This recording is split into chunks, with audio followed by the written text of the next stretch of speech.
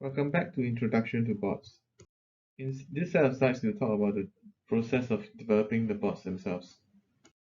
So here are some considerations for you to think about when you want to build a chatbot. First of all, how complicated or how sophisticated are the actions that's performed by the bot? Is it mainly informational, in which case it's able to actually respond quickly without having to interface to any complicated back-end process? However, if actions that's performed by the bot is more complex. For example, it needs to actually connect to a warehouse to find out whether or not the parts are actually available, so that it has to communicate to some sort of more sophisticated backend service.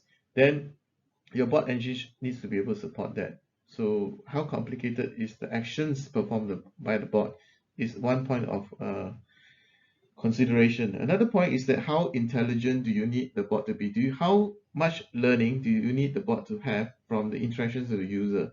If the actions are fairly static and you do not need to have too much adaptive action, you don't need for the bot to actually improve its performance with time, then the machine learning component or data mining component is very much reduced. And lastly, how many languages do you need the bot to understand? Is it mainly English, or does it need to actually understand more than one language? So these are some considerations that you need to consider when you are choosing a bot engine.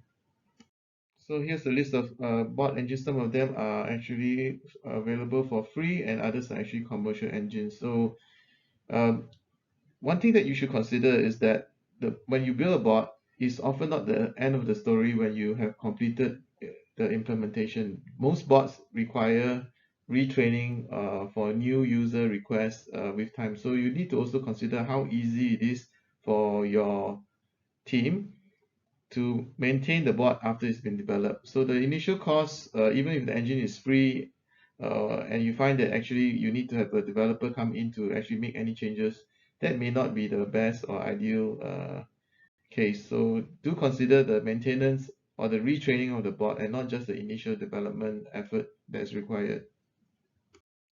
So the bot engine is your friend. It does all the heavy lifting for you. It communicates with the common chat channels like Facebook Messenger, Telegram, or WhatsApp, or even Skype.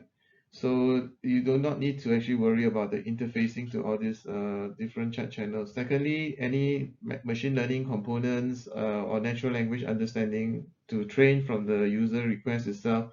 Typically, bot engines will provide you the framework to do that portion, the training portion or the machine learning portion itself. So yes, bot engines are your friends. Let them do the heavy lifting. So here we're going to talk about how what are the requirements if you were to build a bot using Dialogflow, and which is from Google, and we're going to also interface it to Facebook Messenger. So if you're going to use Facebook Messenger, you would require a Facebook developer account, and Dialogflow requires you to have a Google account. Any Google account or Gmail account that you have can be used. So first of all, you need to create actually a Facebook page that acts as the backend for the Messenger interface to send the messages to. So that actually acts as the backend hub. The bot engine will also connect to this Facebook page to process the messages from Facebook Messenger that are actually being routed through that page. So Dialogflow is basically a bot engine that allows companies and developers to build conversational interfaces or bots for their applications. It has speech recognition capability, so you can actually speak to it rather than use text. It also possesses the machine learning libraries to basically recognize human language and map it to a particular action or what we call a user intent. It is actually free for developer use. If you have many requests, in the sense that this is a commercial bot, then they would charge a certain amount of cost for the commercial use of it. But for developer use, it's basically free. Once you log into Dialogflow's console and you create a new agent, you will find that there's a simulator at the right-hand side of the console. This is basically something that allows you to quickly test the agent as you're building it. So for the particular agent, if you type in something into request or actually speak to it, it will then tell you what is the response, after doing the natural language processing, what is the intent that it was actually mapped to, and it will send you back the response that's coming back. So in this case, we know that the word hello is mapped to the default welcome intent. because there's a training phrase that maps hello to this particular intent, and it's a standard training phrase for every agent in Dialogflow. And for the response for the default welcome intent is just a very simple welcome message that's actually sent back to the user. Now, if you want to see the internal flow and the flow of messages going to and fro from the agent to the user, you can click on the diagnostic info here, which gives you the gory details. So this is just to describe what I just mentioned just now. When the user says something, this is actually the request that's sent to the agent. The response is actually what is being processed by the agent and being sent back to the user. The context shows you whether there's any context that's being activated. The intent basically is the mapping from the user request to a particular action that is built into the agent. Currently, all the agents have a default welcome intent. When you say hello and there's a training phrase that maps hello to this welcome intent. And the welcome intent's basic response is just to say welcome to my agent. And finally, this is the action that's actually being triggered by the intent, which causes this message to be returned.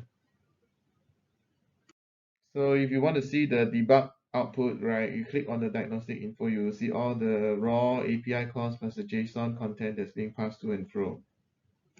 There's actually a list of best practices from Dialogflow on how to actually design your agent. Do look out for it in the documentation.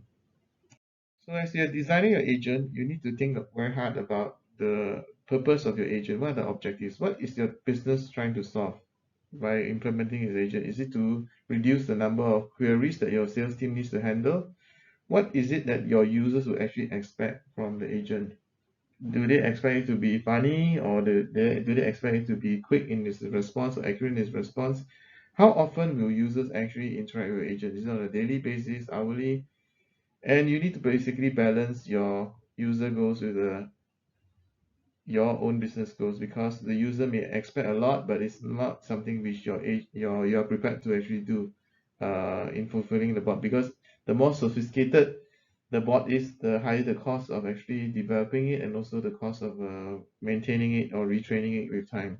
So you want to have a balance. Of course, you must consider the user's goals, but you may not always be able to meet all of them.